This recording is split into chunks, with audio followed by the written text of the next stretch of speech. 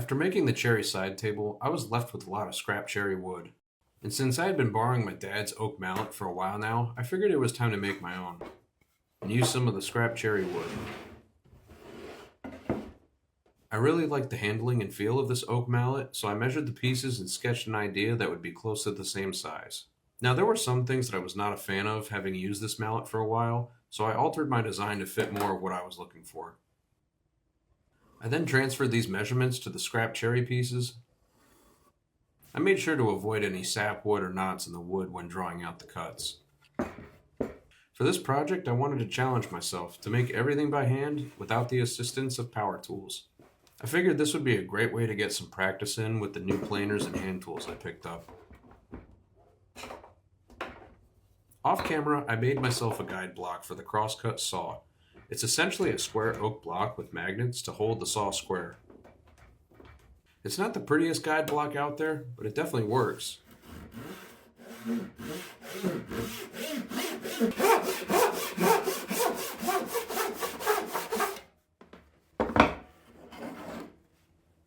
I used my saw and guide blocks to cut out the length of the handle and pieces of the mallet head.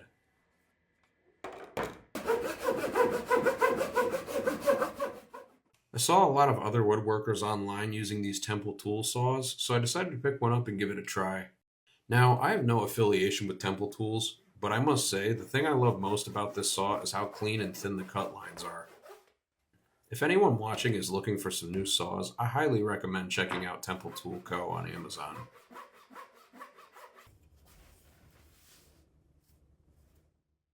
I continued cutting out all the shapes and angles of the sides of the mallet head.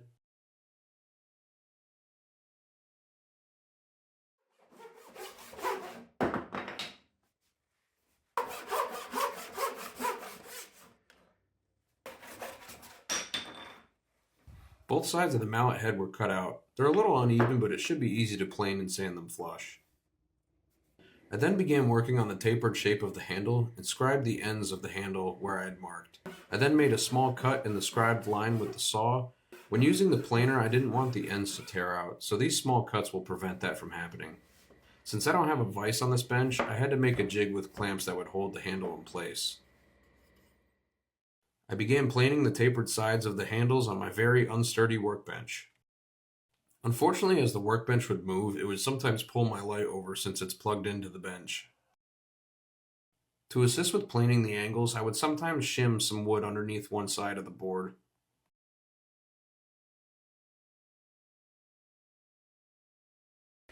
My next project after this is going to be making a new workbench. Or at least reinforcing this one so it's not moving all over the place, and to be honest, I think I might just take the wheels off of it and put rubber stoppers on the feet.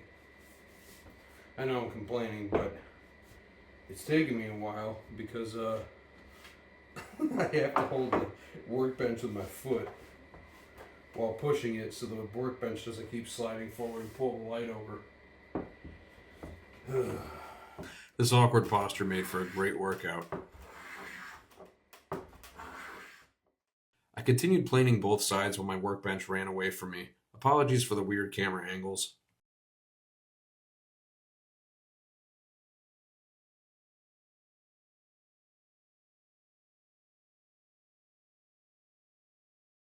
And after what felt like an hour of planing, I had finished tapering the sides of the handles. My plan is to cut out a recess in both pieces of the head for the handle to slide into. The next day, I centered and drew guidelines on the mallet head sides to mark material to remove. To avoid any misalignment, I transferred the cut lines over to the other half of the mallet head. Just a side note, but after using my dad's oak mallet for a while, I noticed that the oak would sometimes dent the ends of my wooden handled chisels since the handles were made of a softer wood. This may come off as a no-brainer since harder materials will always dent softer materials, but I figured since cherry is softer than oak, it might help mitigate some of the wear on my chisel handles. The obvious solution to this would be to buy better quality chisels, but since I'm still new to woodworking, I want to practice more before I invest a bunch of money into more premium hand tools. Back to the mallet though, I continued marking all the cut lines with a scribe and pencil. I double checked that all the cut marks lined up, so now I can begin removing the material. To do this, I would make a bunch of curve cuts with the handsaw.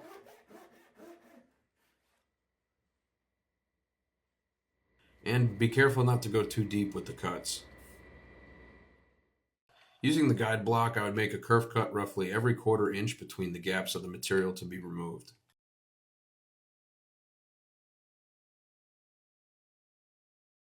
The first side didn't turn out too bad. I went to touch too deep in this one spot, but other than that, I think it turned out alright. I then repeated this process for the other half of the mallet head.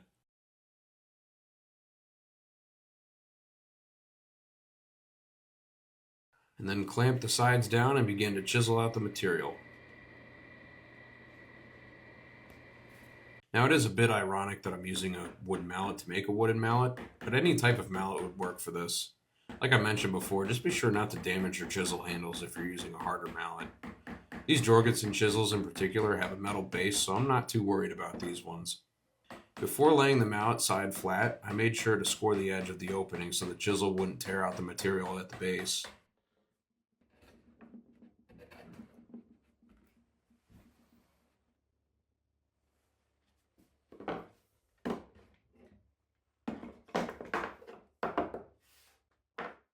With one side down, I repeated this process with the other side.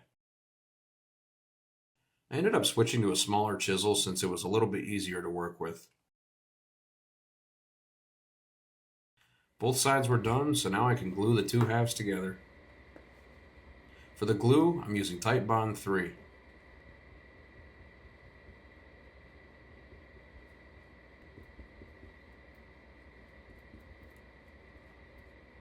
And then aligned the opening and clamped the sides in place. Before clamping them in place, I spread a small pinch of cherry sawdust to help prevent the pieces from sliding around while drying. Now to wait 24 hours for the glue to cure.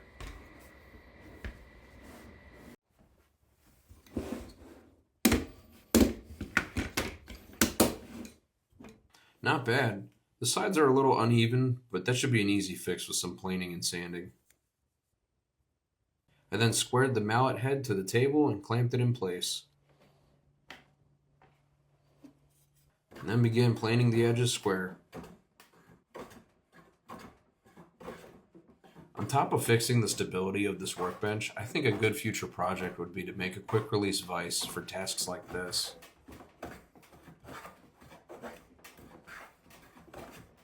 My gut was telling me not to plane the end grains like this, but I went against my gut and I did it anyway. Yeah, I was worried about that. I'm going with the end grain, it's going to start tearing out. After the small amount of tear out, I decided to switch over to hand sanding the faces even. I used 120 grit paper for this step, by the way. Fortunately, I was able to remove the rubber end on one of the sides of the clamp and then secure it to the workbench. This made sanding a little bit more efficient. I gave the rasp a try for evening out the faces, but it didn't work out too well, so I just continued sanding. With the faces even, I then used the rasp to clean up the opening so the handle would fit nice and snug.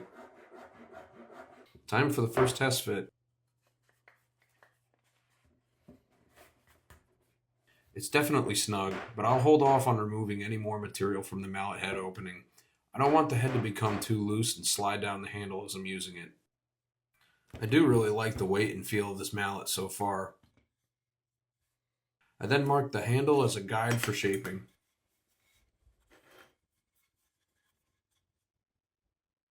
I then used a rasp to aggressively chamfer these sections of the handle. After using the rasp, I would go back and sand these areas clean to make sure I'm not removing too much material. This step took a good amount of time, but I tried to be as careful as possible. I really didn't want to have to redo this piece. Slowly and surely, I used the rasp on each corner of the handle to round out the middle section.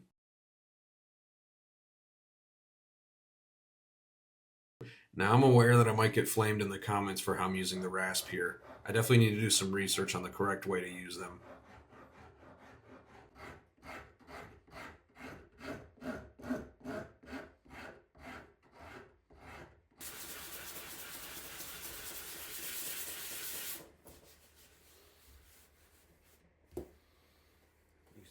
more.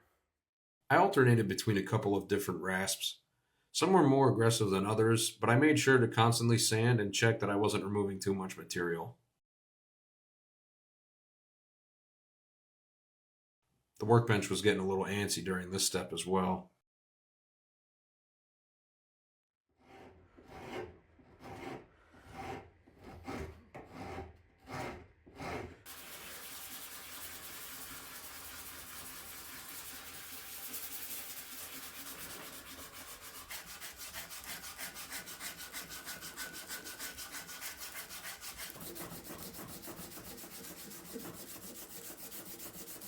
Now that the handle was finally done, I went back to the mallet head and sanded the surfaces, as well as adding a slight chamfer to the corners. Now I'll try to remove it in editing, but excuse my heavy breathing. I've been carving and sanding with this mask on for over an hour. Safe to say I was getting a little winded. With everything sanded at 120 grit, I moved up to 400 grit to get a nice smooth finish. I understand this jumping grit is very extreme. I just didn't want to remove too much material and have the mallet head slip down the handle.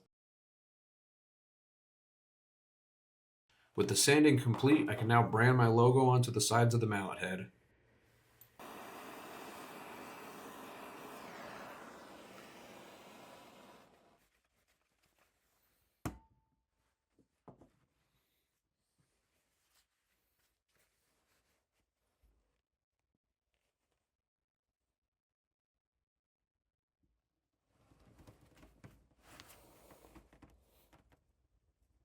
I don't think it got hot enough. Perfect. It did. Time for the other side. Ooh. Yeah, that one was a little bit deeper, but that's okay. If I do a quick little sand at 400 grit, that should clean that up.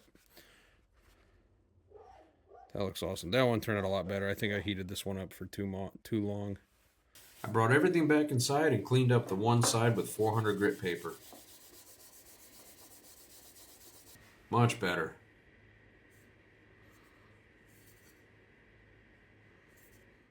To finish the mallet, I'm using Howard Feed and Wax Polish and Conditioner. I tested this on a small piece to make sure I liked the color first. Ooh, that was a lot.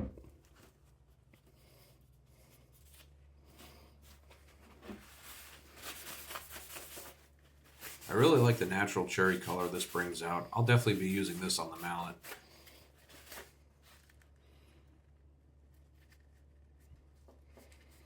So I applied it to the mallet and worked the oil into all the surfaces.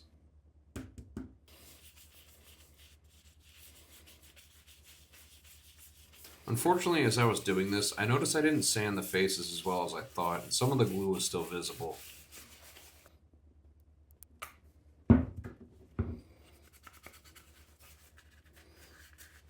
I decided to leave it alone though. The faces are going to take a beating over time, so I personally didn't mind the glue lines. I applied the oil to the handle as well and then let them sit for a little under 30 minutes.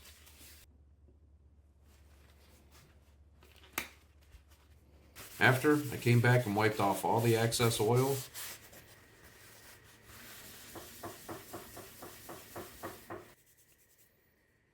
And then fit the pieces together. Just like that, the mallet was all done.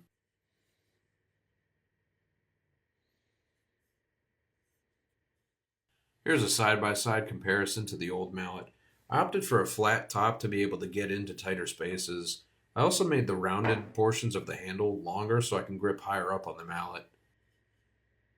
Overall, I'm very happy with how this turned out. The experience of only using hand tools on this makes the project that much more rewarding to me.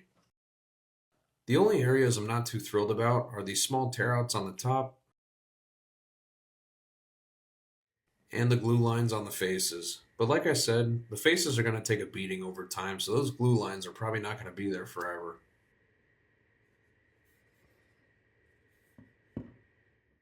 Time to test it out. These mortise chisels were the wooden handle chisels I was referring to earlier in the video. So So far, no dents in the chisels, and the mallet is applying a substantial force in removing material. Again, this was a very fun and rewarding project to do. No power tools provided a good challenge to get more practice and experience in with my hand tools. Thank you all for watching. A full list of tools and materials used will be in the description of this video. Please let me know if you have any woodworking advice or cool ideas I should try for future projects. Thank you.